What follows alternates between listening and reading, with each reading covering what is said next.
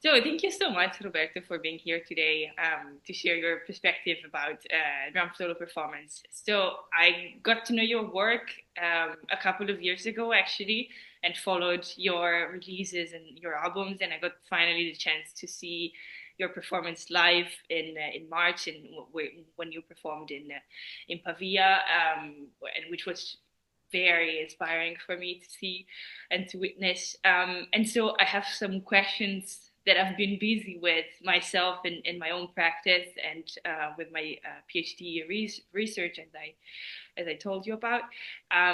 So I thought it would have been would have been very inspiring to discuss them with you. Starting with the I was wondering if you could talk a bit about your musical background, about when you started to play solo and what pushed you to start this practice. Well, thanks for inviting me, Francisca, and hopefully my contribution will help For your sure. work in progress. So, well, my background is I started to play drums when I was a little kid, around 6, 7 years old, and this happened quite suddenly, I would say, because I don't really come from a musician's family or something like this. So I began to play and I never stopped since then. And in the very beginning, I was already involved in a kind of musical world, I would say, thanks to one cousin I had, which was much older than me, and he was in that generation of people really into progressive rock music. So that those are were actually the very first sound for me, and I really loved it, no matter if I was really young. So when I was going to elementary school, the music that I was listening to was a kind of music that was not really shared with my my friends, you know. I mean, it was something that connected me since then with older generation of people, and this became also like a very common things for me in my process. So I began to play, and I wanted to play that kind of music. I play on top of records that I had. Uh, and that was the strongest influence, I would say, because uh, I mean, moving fast in my background, after being more involved in the study of technique of drums and so on, I began to get closer to jazz music. But obviously, that was much more clear later on that jazz was already a strong influence in the music that I used to listen when I was a little kid. So, and and then after, let's say, together or after jazz, I was basically moving also much more to contemporary classical music and more experimental form of music, and not only uh, in the music field, but all the connection that also music had together with other kind of languages. So, and I mean, I'm running fast now, so this is like a huge span of time, actually, just compressed in few words. So I'm definitely like a rock player as a beginner, and that was a strong influence. And um, yeah, I think it is still a strong influence, but it didn't really shape that much my way of playing as maybe happened to other musicians, I think. Okay. Okay. Um, and did you study classical music by any chance? No, I didn't. No, I didn't. That was a big question because I was always undecided if I'm going to like to have like a a classical training. But the fact that I was really, and I'm still convinced that was the right choice. Actually, I was too much involved into the drum set. And going to a classical training in Italy by that time meant that you were not using drum set almost at all. And I was not into playing marimba or timpani or that stuff. Yeah. Later on, I of course discovered much more interest in that kind of music and those kind of percussion, but I didn't practice them. Okay. I see. Just a curiosity because, like, seeing your set right now, how that evolved with time, kind of made me wonder if you had any background like that. And so when did you start with the solo research, which is, I guess, like a very prominent part of your practice as an artist? Well, the solo project started, actually, it started exactly in 2003. I was pretty much thinking by that time, thinking about the possibility of um, discovering this incredible experience of the solo. And but well, the main chance happened because I had like an invitation from a festival, which actually anticipated my imagination in a way. You know, they said, "We would like to. Do you feel to play like a solo performance?" And then I said, like, "Wow, then maybe that could be real the beginning." So I did it, and but it's very strange things because you know better than me that you spend a lot of time playing alone because when you practice, I mean, drummers are spending a lot of time, alone. And of course, at the same time, I was playing, rehearsing so much with other groups, of course. But and then I said that why it should be really important, like to bring this experience of the, I mean, like be alone on my instrument, also on a live performance. I think it was time to do it. Mm-mm-mm. Okay, interesting. And So did you have any references? Like when you got this call from this festival and they told you, you have to, prepare a solo show. Did you put yourself checking out other drummers or other artists who you drew inspiration from, or it was something that came more from? no, no, I didn't. I mean, this is good questions because I mean, once now you're doing this question, I'm thinking about. I mean, I never had any kind of reference of drum solo or even percussion solos. Yeah. Absolutely, and I have to be honest that I never searched for them. I mean, still now, I'm not attracted, and of course now I'm sure there are much more information that I had at that time, but I just like don't feel, and I think this is because of a couple of things. The reason why I decided not to have a documentation, it's because I always felt that I need to find a strategy to keep my imagination alive. And this is also the reason why when internet came and we had this access to so many informations, recordings, and I almost stopped to search for these kind of informations because it was, I mean, I felt that something was killing my imagination. All my references were kind of built it by myself, not because I was inspired from any drum solo or something like this.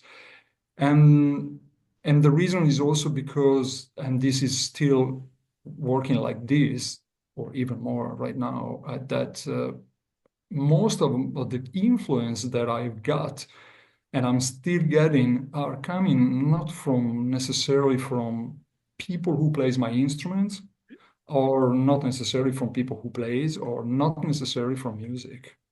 Yeah.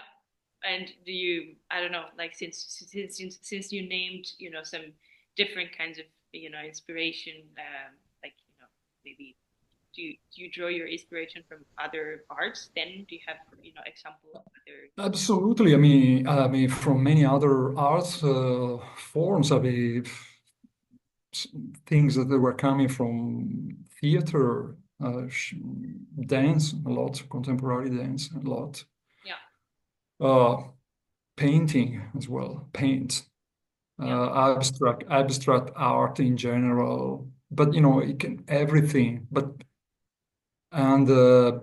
also from many other things. I mean, I spend a lot of time also alone in the nature, so that's also a very inspiring thing for me. yeah, of course, definitely. Um, and I was also gonna ask you, so I went through, you know, like all your solo records, and so like a lot of video material which you found online, and I was wondering if you could talk about the role of composition and improvisation within your solo performance, and also how you structured. Where did you start? You know, when you had to think how to, you know, how to structure, how to build a form for your solo work. Well, this is the biggest question, of course, because the main matter of investigation for me is still now, and it's a very challenging matter for me because I spent like a long, I mean, a big time on investigating on this one, and I would like to say also something really important for me, that it's this research still working. It's moved together with the solo research, but moved together also with my strong experience in leading courses on improvisations and leading ensemble, which were involved together with me in this research. And these two things always been working together and stimulating each other still now. So I would say that the solo evolved also thanks to this research together with other people, and on the other way around, my solo experience I I brought into the experience that I share with other people. Okay. The main matter is how can we relate and how can we put together in communication improvisation and I will say composition, strict composition. How can we combine together the kind of freedom that sometimes improvisation can give you with the rigorous process of, let's say, writing music, I mean, composing. I, in the beginning, it was not that clear for me, but once I was involved in the process, I start to understand that this sort of borderline was really one of the most attracting things for me, because I think that there is a specific zone where all these two, let's say, words, we separate, but I don't think they are just one thing, in my opinion. But let's say what we call composition, what we call improvisations, as different attitudes of creating music. There is a place where they really communicate together, and where each one of them seems to be in his most powerful, I mean, ambient, I would say. And but it's a very specific area, which is a very small place, I would say, Mhm. which is also something, like not easy to define, and also it's still something that has a lot of mysterious aspects for me as well. Mhm. So once I was involved in the improvisation process, of course, I tried to discover what was the most interesting part of the improvising. And then, but I was extremely fascinated by real compositions where everything is absolutely controlled and planned. So obviously there is something about the compositional system that I was missing in the improvised process. Mhm. So that's why I said that there is a place where they can join each other, but it's a very, you have to find a balance, which for me is a very small place, which is very hard to keep it under control, I would say. So in my solo process and together also with this ensemble research, I develop a kind of system that is basically creating a strong sensitivity and awareness to the problem of structuring what you are improvising. And of course, there won't be time enough to explain you this system, and also it is still like a work in progress. But I think I found like a good possibility, so that basically you need to go back and forth from structure, and you have to combine it together with the improvisation process. Sometimes the structure elements are overwhelming the improvised process, because the details and information are like quite a lot. And but there must be always the possibility to make choices inside those processes. So it means that improvisation in its strongest identity must be always there. But sometimes it's a very small part, and the information part is bigger. So once you balance this process and you train yourself through exercise, very specific studies, you discover that if you keep this working with this strong focus, then somehow your compositional attitude becomes really like a normal attitude when you improvise. So that basically when you improvise, after a long work, I would say, I mean, you are composing with a totally different awareness. And I think this is really important because, I think you know that when you improvise, you are not free. You are never free. And that kind of freedom that we always associate with improvisation is actually the strongest enemy. I remember one time that one of these participants of my ensembles, in the very beginning, I asked them to play like a sort of a structured exercise through improvisations that was meant to be played only with one small dry sound each one. And in that occasion, he said that he felt really oppressed because to play only in one sound and try to shape like a structure improvisation, it was really difficult for him. But later on, a few months later, when I asked him together with other people to do, okay, now you can improvise this kind of structure, but you can do whatever you want in terms of choosing which sounds or which technique, And he said that now that question makes me probably in the biggest trouble of ever, because if you say to me like now you can do whatever you want, I mean I get stuck. Yeah, yeah. I think this is really important, So that's the power of limitation, maybe. Exactly, because that's what we need.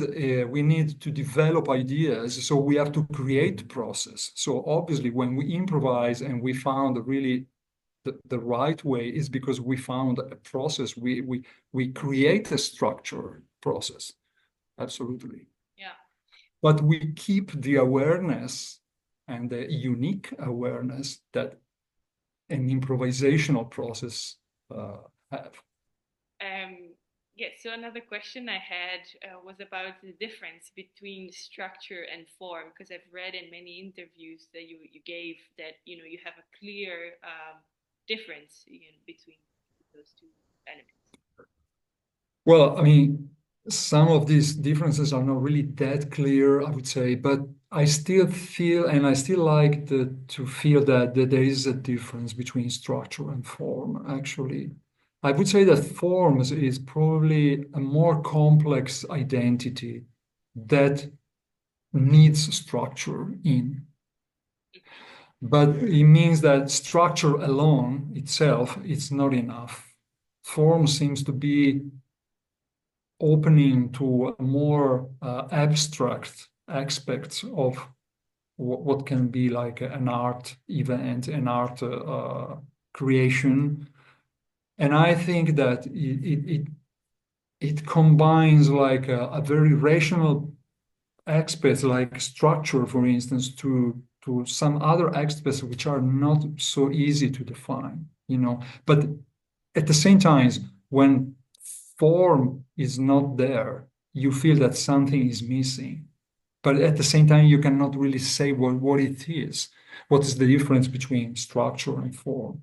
I just remind one really nice phrase by like a famous abstract painter, American abstract painter, when he said, when he was facing a paint, as long as he started to understand how he was created, he started to find it boring. So this probably means, and it's very close to what I feel. I mean, structure is really important, but it's not everything.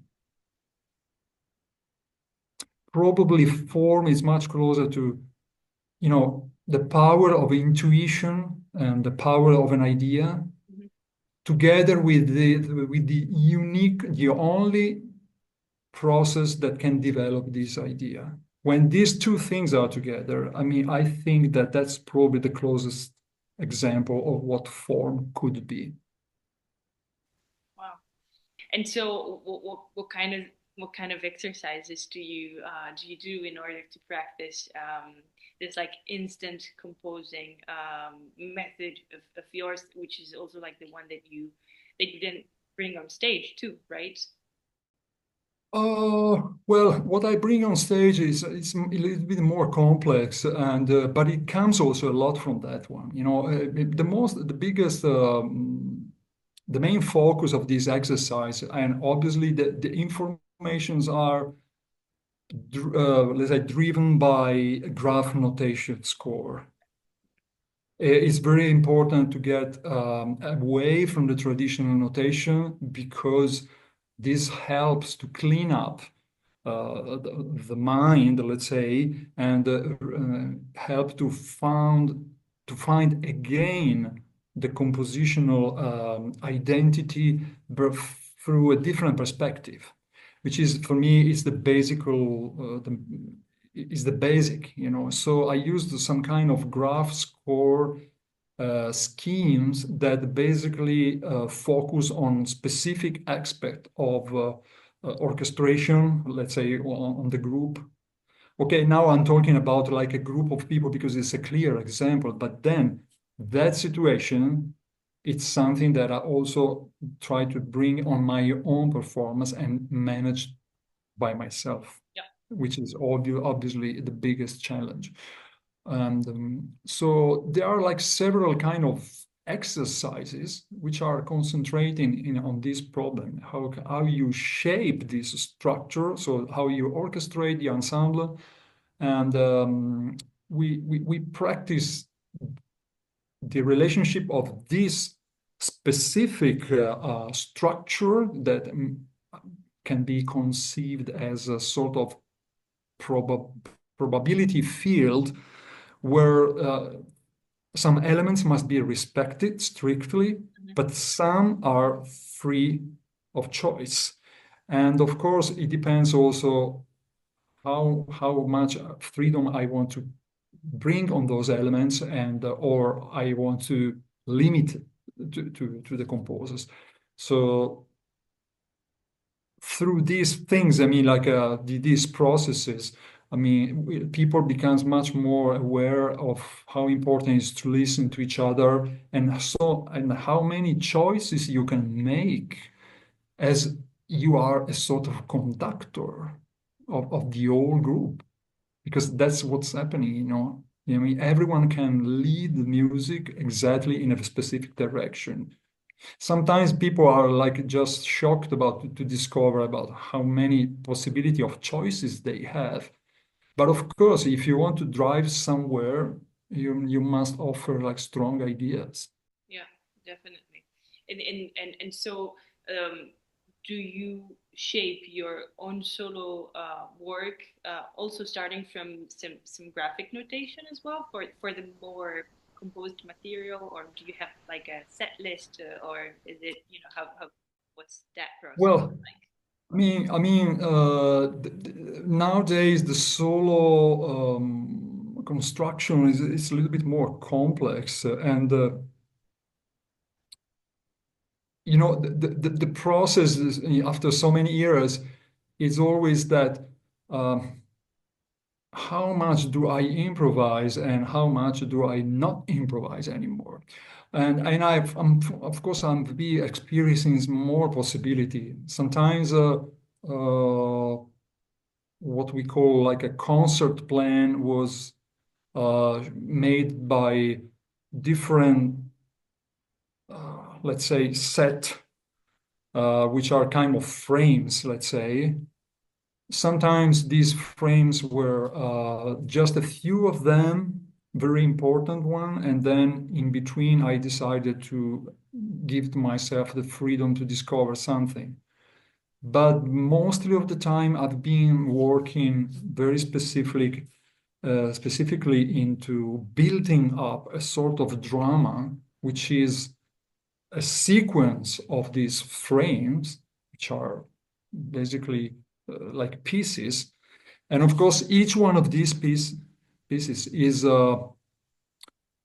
it's a place where there are things that can be strictly planned and also things that can be left to improvisation.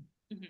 Uh, so it's the way you balance these two main ingredients that makes a strong difference. And I'm still like doing a lot of experiments in how to shape like a solo performance, you know. Just to let you know that the last 2 or 3 performances I did, I mean, I would say that probably the 95% of what I played was not improvised. Hmm. And this is sometimes also I make myself thinking about, wow, that's a strong challenge in a way, because I never expected to be here. And you know, I believe in improvisations, and I'm improvising really, really little. And but that's what I am now, you know. And I still think that improvisation cannot really disappear from this process, Definitely. but it can definitely be limited to a very some little details. Yeah. In my solo performance, this is also extremely fragile point, uh, because the set is a movable object in a way. It's an orchestra of sound, and there are different techniques that I use to play on it. So basically, the main concept that drive me to develop this, what I call frames, is the kind of orchestration and timbres setup that I use for that specific frame. In order to go from one to the other, I mean, there's also a technical process that I have to manage into the performance, because I'm changing the setup. So But changing the setup is part of the performance, is not out of it. so you mean like every concert you do, you change something about your setup? No, I'm talking about specifically into one concert, for Okay. instance. all these frames that compose the concert, Yeah. you can call like tunes or whatever, are based on different orchestration of my drum set. Yeah. You know, it's like I mean, I always been thinking about I'm not playing alone. I never felt that I'm playing alone. When I'm playing, I always think I am like more people in one. So this orchestra dimension in my feeling, it has been always a strong thing since I was a little kid, actually. That's why also the solo became a necessity for me, because I need to give space to this dimension of sounds where the drum set, it's an orchestra, Yeah. Yeah. and I have to compose for the orchestra. That's why I feel that it's really, really tough, you know. Yeah, definitely. And also, then besides the drums itself, there is also what surrounds it, which I think it's it's really embedded in your practice, like the space that the orchestra drums inhabits. Because I saw you playing on the That's floors, playing the rooms, and you really have like this very much performative approach to what can merely be seen as a drum concert, as a drum solo concert. So Yeah, the space is really important. It's really important, and it gives you the brief also, you know, when it comes to sounds especially, but not only. I mean, it's also like our human being, you know. If you live like in a tiny place, or if you live like in a larger space, I mean, you act differently because of that, and you think differently because of that. So I remember, I mean, long time ago, I started to feel like a sort of, you call claustrophobia about playing in small venues, and I refused to do it. I mean, just because of that, I could not play. And and of course, when for a long time, my rehearsal space was like a huge hall, really cold actually. But and this changed completely my attitude. And in those years, I mean, I started to play solo, not by chance, you see. And so, and also the space, I mean, acoustically, the resonance of the space, which is affecting your playing as well.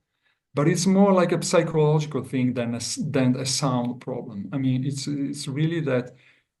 I mean, I need space around, and I feel myself really comfortable in a always in a wide space, yeah, actually. yeah.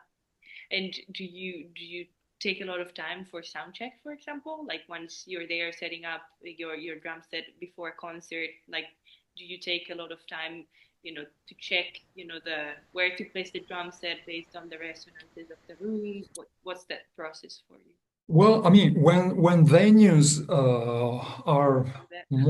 more like flexible spaces to adapt, I work a lot on this, and I try to push all organizers to maybe reset up like the old stuff, because the standard concert situation with the stage, the raised stage and audience in the front, I mean, you know, it's working, of course, but it has also some kind of limitation. I played, I would say, two-thirds of my performances surrounded by people all over, yeah. And but anyway, we have to adapt also ourselves to the venues sometimes, and the setup of the drums takes a while, because all these small part and uh, strings and everything that are very small surgery things that I have to place, but they have to be in the right position. So sound check is not really the longest things, you know. It is normally working pretty well, and I don't use that many microphones. But the setup of the drums is something that I really have to take care of it, because Yes. Yeah. obviously I bring my own stuff, and then the drum set, the three drums are already there, of course. So I have to adapt everything there. Okay, so in your writer, you asked for the three, like Yeah, I three mean, drums and then the drum set is still that one, snare, floor, and bass drum. I always have had problem with toms, still since I was a little kid. I avoid toms, especially regular toms, quite early. So the drum set is always like a bass drum, floor tom, and snare. The only big difference for my solo performance is that the whole set is raised up so that because I'm standing when I'm playing. And the bass drum is not played by foot pedal, but only by hands, like in a classical orchestra. So this is also like a very important thing. I mean, there is was a specific moment where I stopped to be seated on a chair because I found that that was a strong limit for what I was searching for. I remember I was already trying to find possibility to play in other postures, and I was often like standing to do some kind of search for some kind of sounds. And these things became bigger and bigger. And then after a while, I decided I should try to avoid the drum chair. And then since then, I mean, there was no way to go back. Of course, when I play drums, I still play drums in a few projects, sitting on a chair. Um, then I use it for my solo performance. I mean, it's not possible anymore. yeah, it's actually super interesting what you're saying about this shift that you had to make, from sitting behind the drum set to standing in order to, to adapt, to to the new spatial organization of your new kit, and I guess and I assume that that also kind of um, pushed you also to change, like the more conventional drumming gestures that that you were, or that you still are performing, but while sitting to the drum set. So yeah, I was just wondering what, like what process led you to those decisions, and also like in broader terms, if you could talk about, the discovery process that led you to, to building this new hybrid set of yours, and also if that kind of stayed the same throughout, this 20 years of performing solo, or if you applied changes to your solo set. Well, I mean, quickly going to the event that happened when I decided not to sit anymore on drums. I think I in that period specifically, I was really influenced by collaborations I had with contemporary dancers. And at the same time, I remember that I had the chance to do like a performance with other two people where we were playing inside like a marble factory, Okay. doing like a long improvisation in front of an audience by just using what was there. Okay. So any kind of objects, but also just move yourself. We produce sounds when we moved. These experiences together, I mean, they made like a strong, really a strong Impact. sign in my research, which I is probably one of the strongest still now.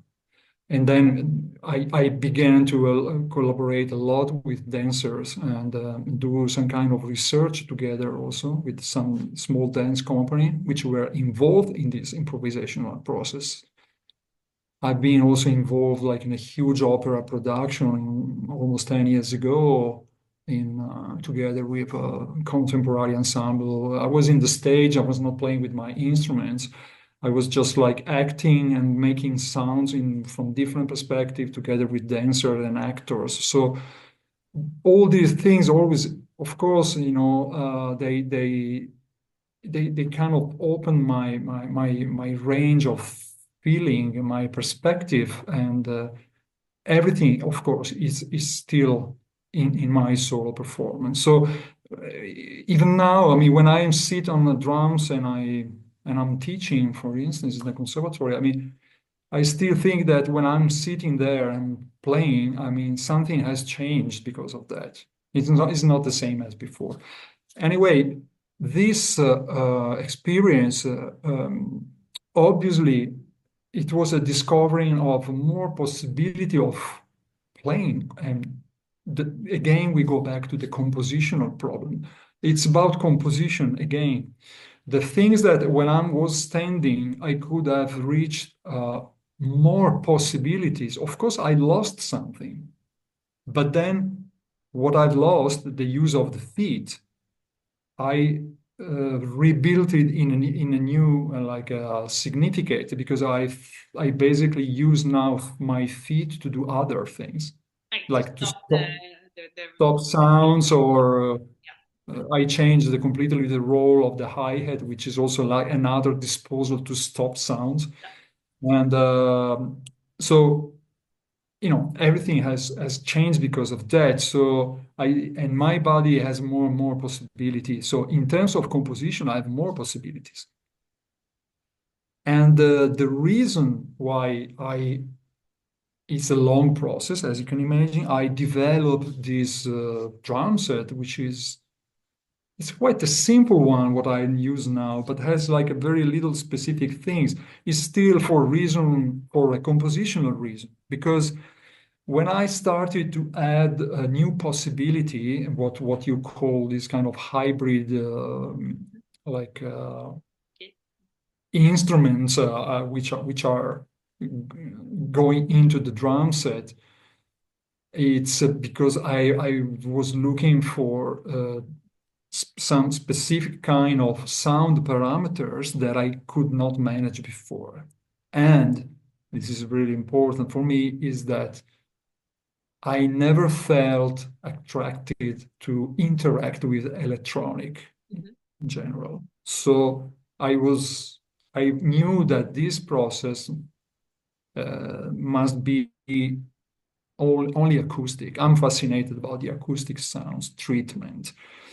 So when I needed longer durations, for instance, I obviously start to add bows and I started to play on cymbals. Then I found new way to use cymbals on drums so that I could have a better sounds by bowing. I used two bows at the same times also and combine this bowing technique together also with beating like using mallets or whatever.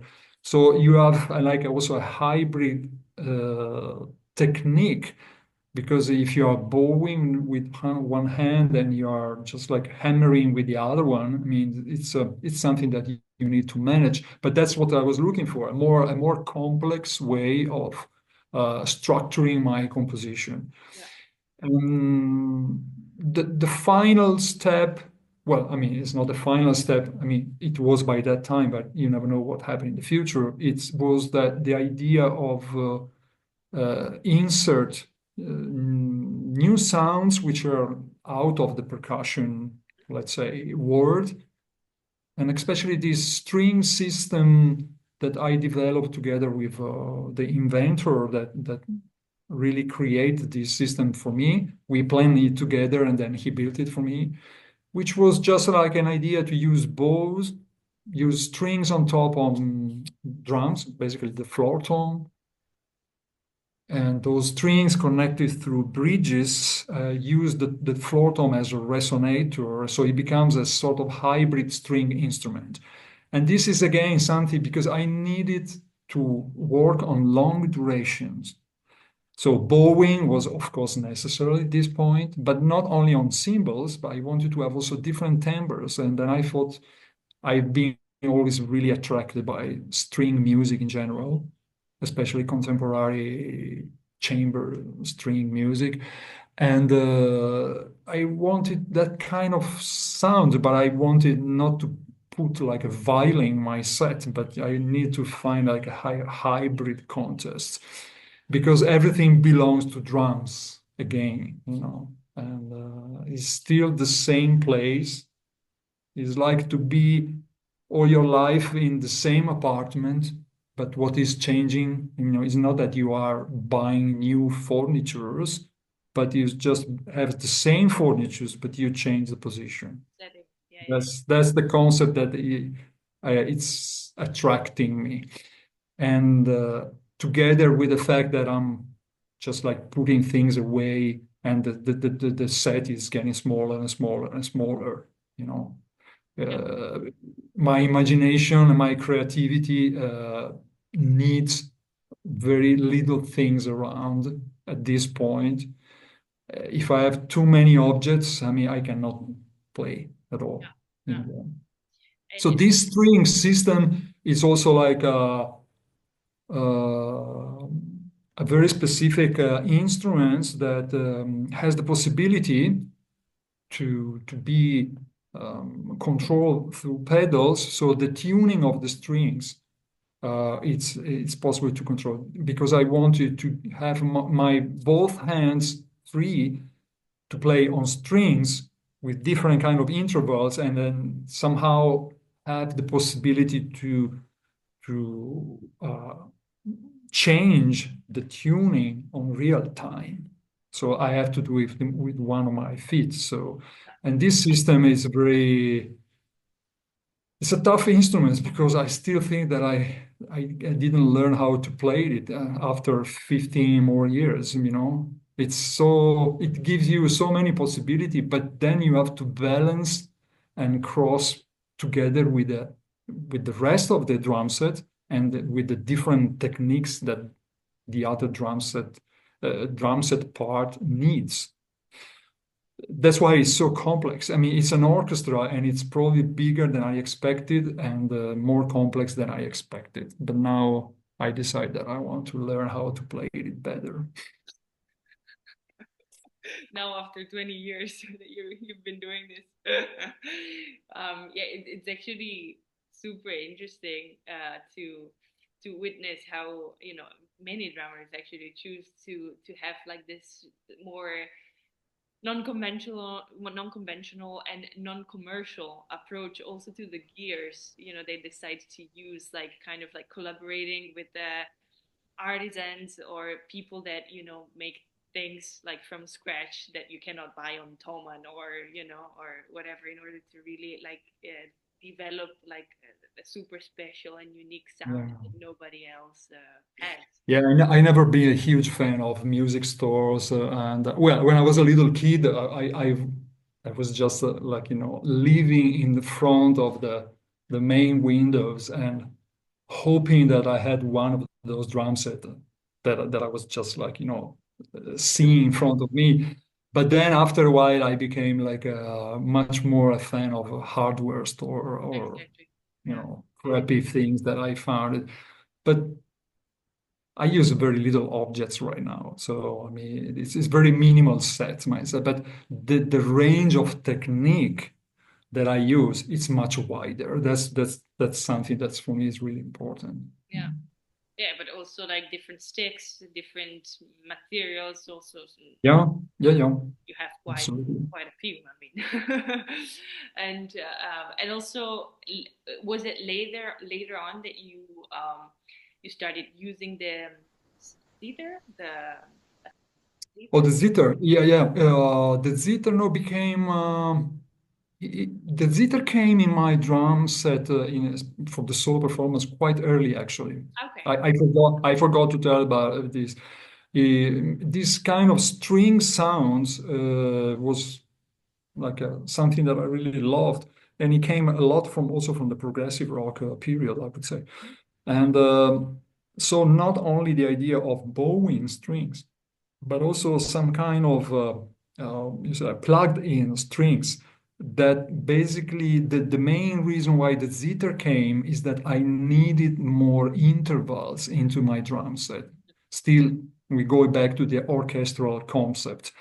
I have some tuned percussion, not so many, and I try to cover like a huge range in that with few things. So I need to cover like a wide spectrum of range with few objects. And then I decided that these instruments, the zither, which I also like prepared a little bit in a small section, was a way to expand the need of intervals, different notes. No. And of course, eh, it came from a different instrument than percussion. This is also something nice. And I'm still searching a lot on that instruments as well, because you can use in different ways in order to become a part of my small drum set. Yeah. Everything is interacting with each other. So again, the biggest problem is how to manage all this possibility all together. Yeah. And also, I noticed you're also using using your voice. Very little, Very little. Okay. very little. But that was Yeah, probably like for me at least, like the most powerful thing you did in that performance. It's something very, really. very, very little. Only maybe in a specific piece, which is based on a specific intervals, where I mean, there is a sort of tonal field where I combined the two different notes with bowing and zither, and together with voice.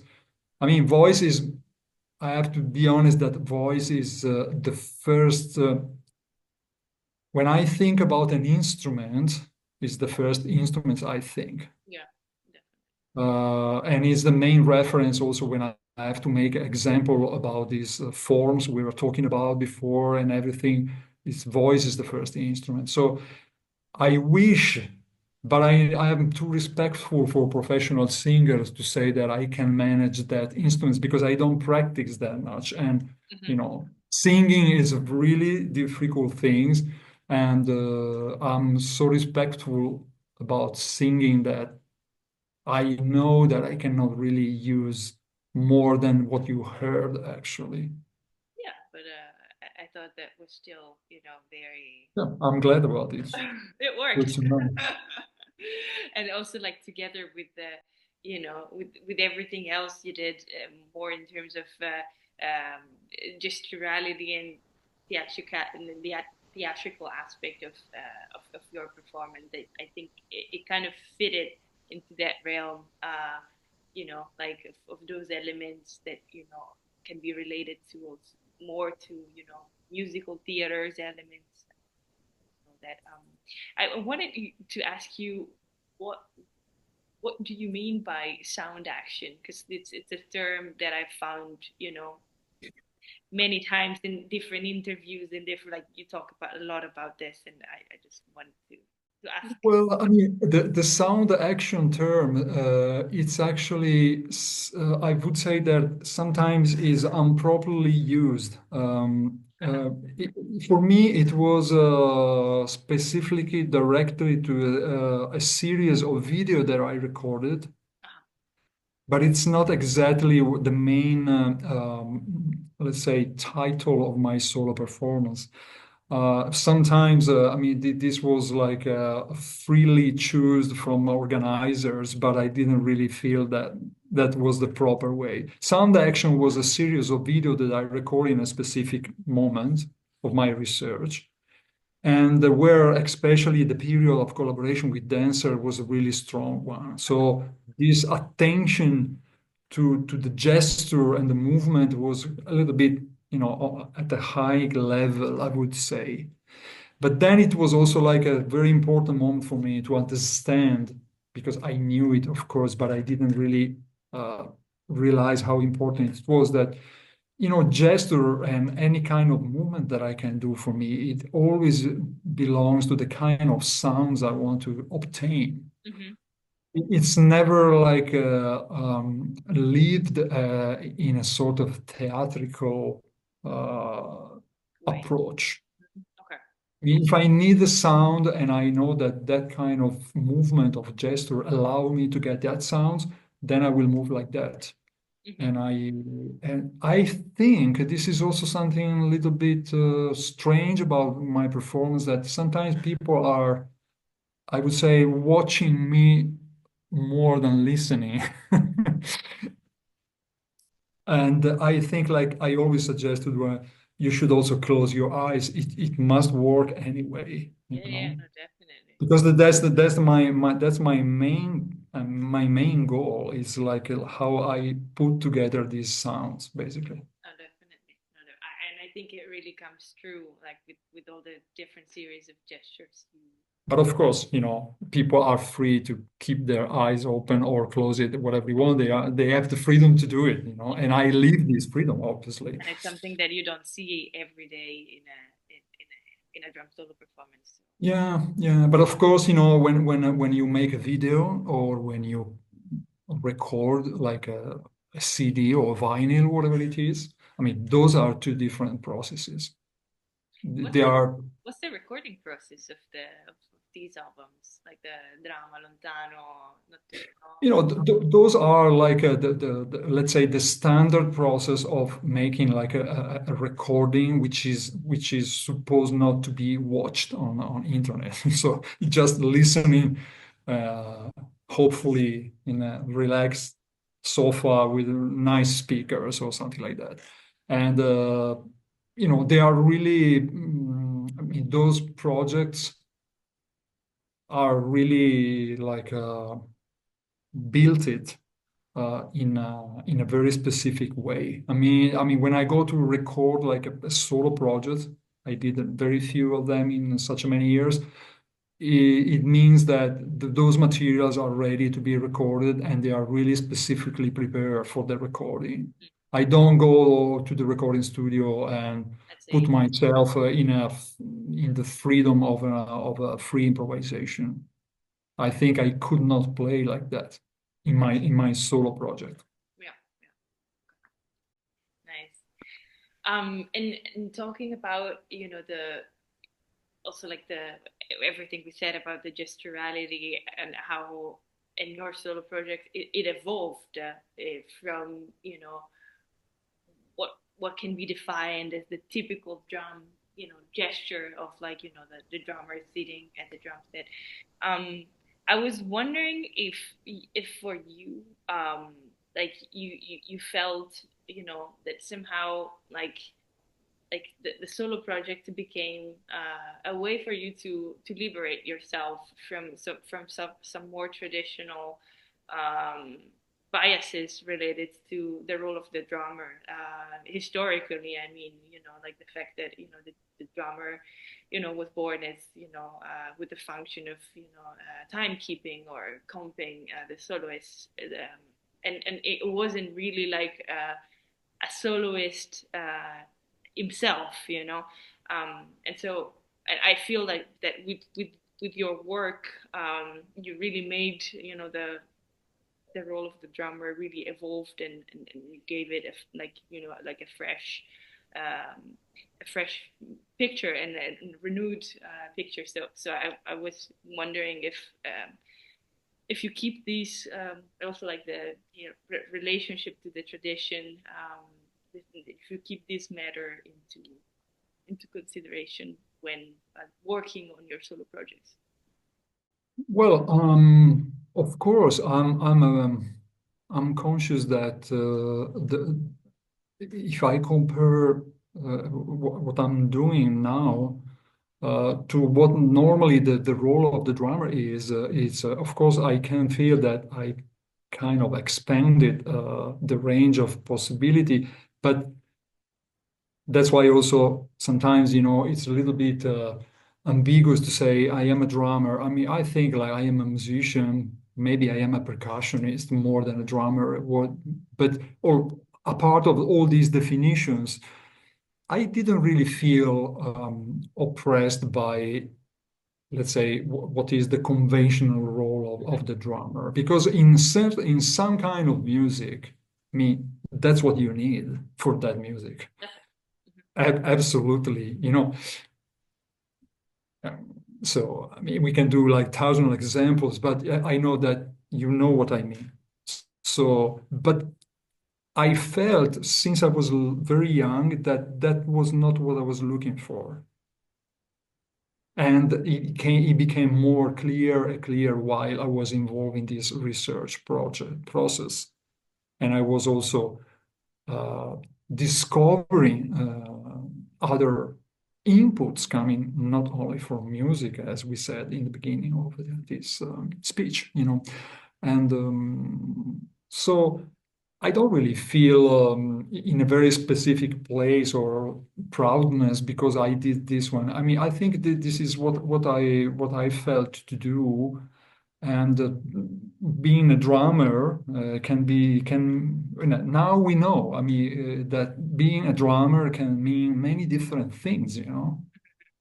Yeah. And there are different approaches to this, and depends which kind of music you are into, because that's what makes the big difference, in my opinion. Yeah.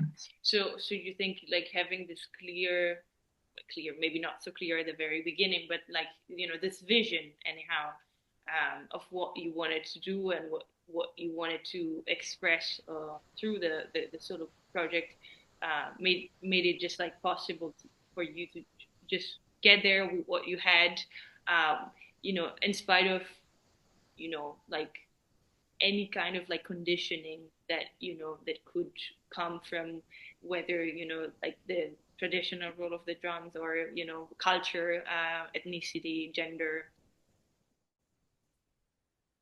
yes, I mean, I have to be honest that especially when you go to the drum point, I mean,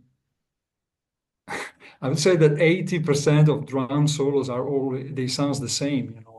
So that what I was really thinking about, like, is there any other possibility? Because I need another possibility to make like a drum solo. So that's the point. So I was thinking about that I need to find a process that was giving me the opportunity to discover other approaches and wider approaches to what was the possibility to create music through a drums. Yeah. Uh, that's the main thing. I don't know if I answered to your Yeah, question, right? Yeah. definitely, but yeah, but still kind of like, you felt the need to expand somehow and rethink also like the configuration of the drums in order to, I don't know, maybe probably like liberating yourself and widening the Well, I guess is what it is also, like my research is a way of finding a sort of freedom, a sort of liberation from models which are for me, I can feel that I'm not part of them. And when I don't think that I can wear that kind of clothes, I start to really to become a little bit nervous. Yeah, I have to find my own clothes, or I have to build my own one in a way. yeah, yeah, That's why I have to look around me in a wider sense of perspective, because I think it's still like a strong limitation for some musicians that they always and only concentrate on music. I mm-mm, mean, I think many good things are coming not from the musical world, and you have to integrate it. It's really important. I yeah, This was my experience, but I still feel this a lot when I speak also with some students, for instance, which I found really important. That sometimes their vision is really like a very small one, mm, agree. and in a way, in a moment like this one where we can have access to everything basically, it's it sounds a little bit weird, but at the same time, we have to be aware of the extreme exaggerate amount of information that we can get. That's why it's not a really an easy moment, I think, for young generation to get a Exploring good more a material. good balance, in between, in order not to kill your imagination, your creativity. Yeah, yeah, definitely. Wow, thank you.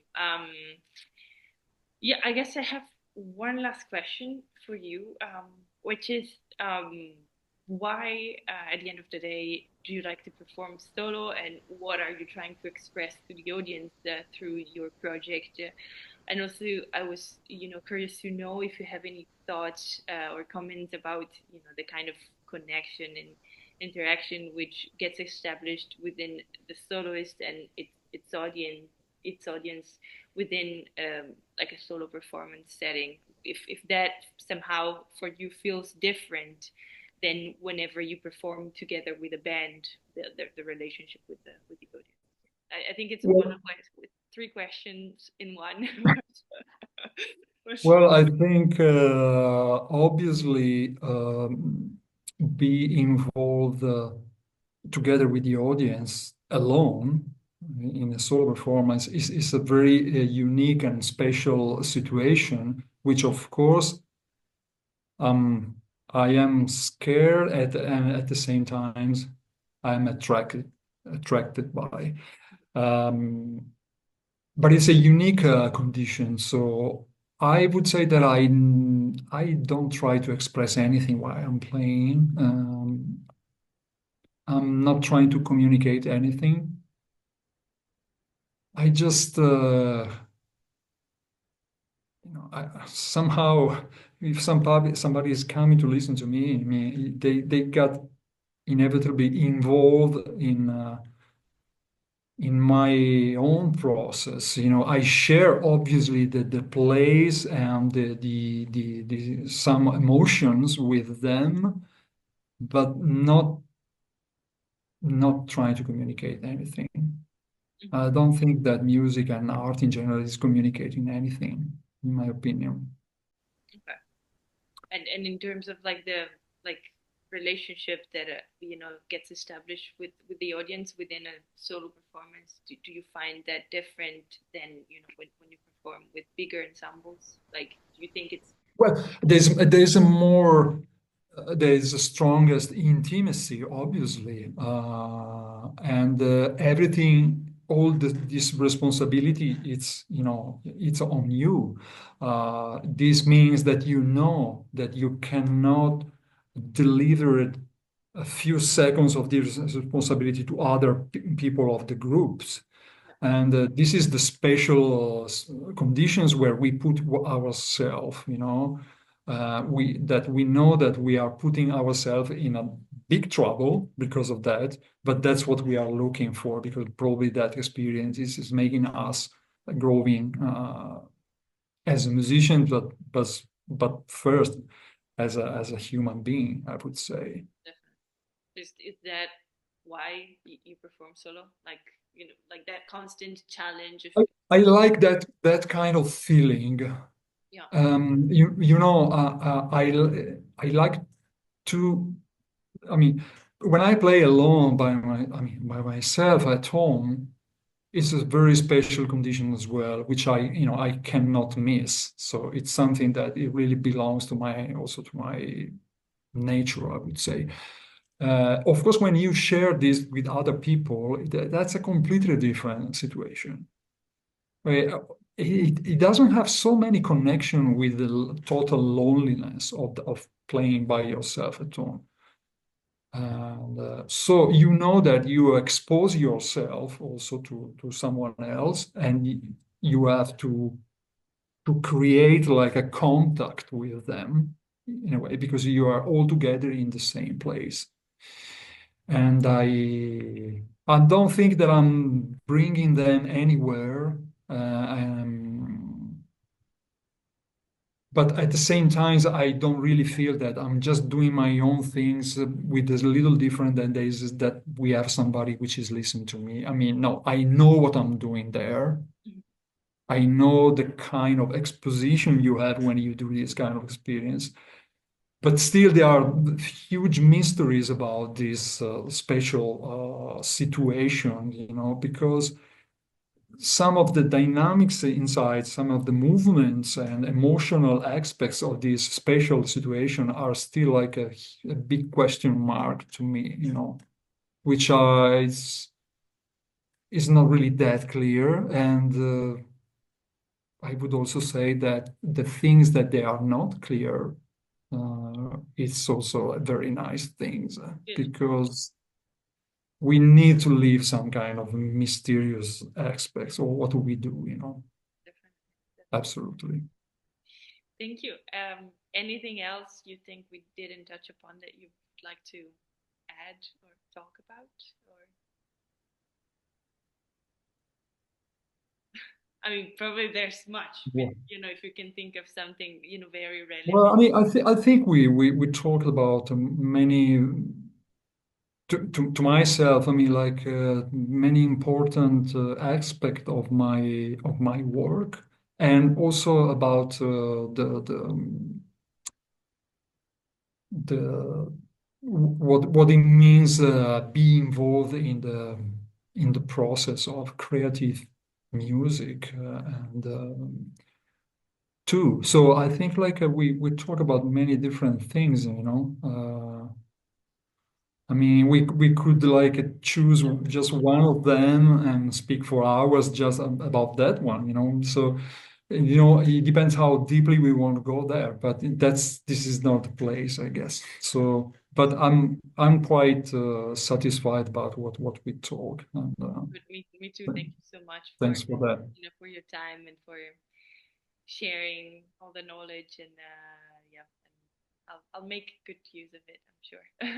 Thank you so much. Yeah, thank you, and good luck with your work, actually.